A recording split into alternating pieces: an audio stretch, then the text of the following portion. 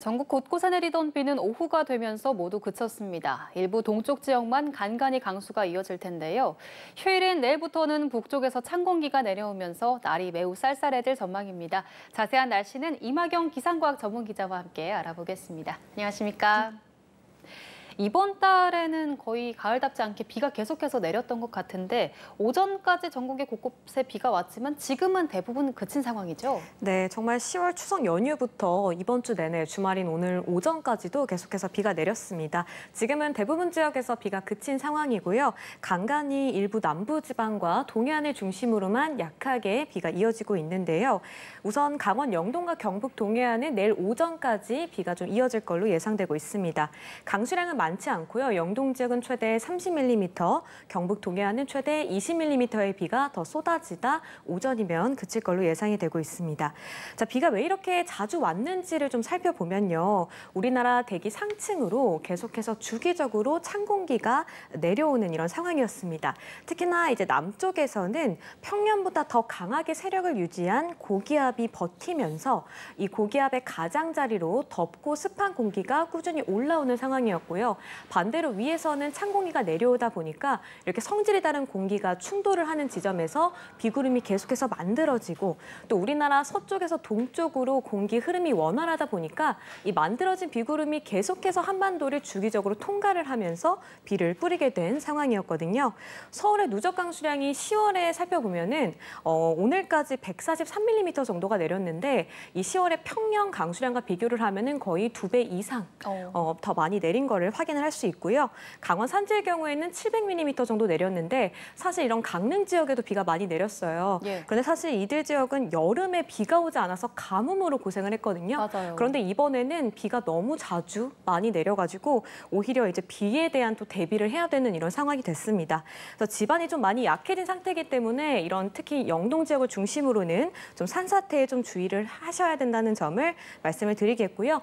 당분간 전국적으로 별다른 비 소식은 없겠습니다. 다만 동풍이 불어오는 영동과 경북 동해안을 중심으로 비가 다음 주까지도 좀 계속 이어질 걸로 예상됩니다. 네, 이 비가 그치자마자 내일부터는 날이 또 급격히 쌀쌀해진다고 하는데 기온 전망도 좀 짚어주시죠. 네, 내일부터 차차 기온이 점차 내려갈 걸로 지금 예상이 되고 있습니다. 네. 파주와 철원의 경우에는 아침 기온이 10도 안팎까지 떨어지고요. 대관령은 8도로 한 자릿수까지 뚝 떨어질 걸로 보이는데요.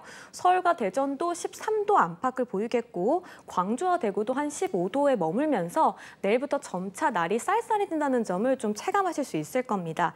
특히 내일 오후부터는 바람이 강하게 불어서 낮 기온이 한 20도 수준을 유지하면서 종일 쌀쌀하다고 느낄 수 있겠는데 월요일에는 올가을 들어서 가장 추운 아침이 될 걸로 보여요.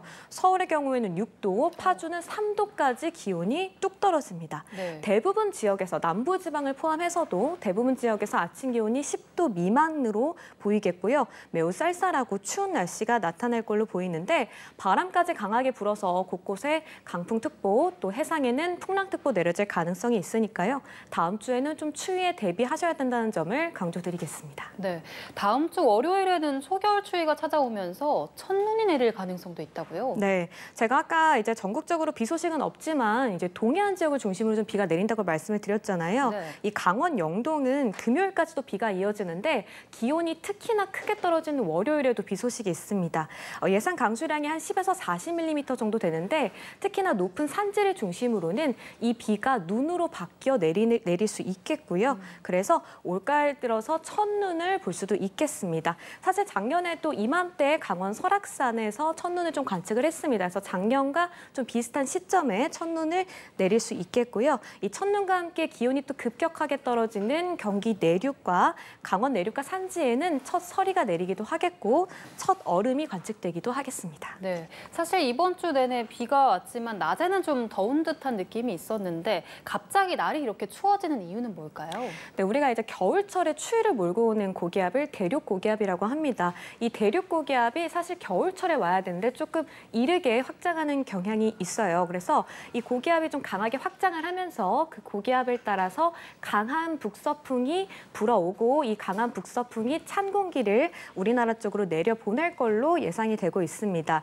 사실 이번 달에 늦더위가 좀 이어졌었거든요. 제주의 경우에는 역대 가장 늦은 열대야가 관측되기도 했었고 지난주 양산의 경우에는 낮 기온이 31.1도까지 올라서 기상 관측 이래 가장 높은 최고 기온을 기록하기도 했었습니다. 네. 그러나 최근에는 사실 비구름이 좀 많이 지나다 보니까 이 대기 중 수증기량이 많아서 사실 이 밤 사이에 복사 냉각이 좀 활발하게 이루어지지 않았거든요.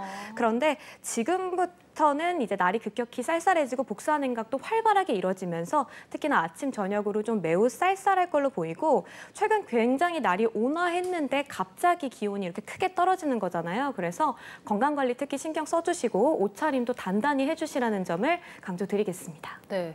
그러면 앞으로 이대로 계속 추워지면서 겨울이 오는 건지 아니면 다시 기온이 오를 수도 있는 건지 다음 주 날씨 전망도 짚어주시죠. 네, 간략히 말씀드리면 우선 이렇게 한 자릿수로 아침 기온이 떨어지는 이 추위는 다음 주 수요일까지 이어질 걸로 예상이 되고 있습니다. 목요일부터는 다시 한 10도 안팎으로 오르면서 평년 수준의 날씨를 좀 회복을 할 걸로 보이고요.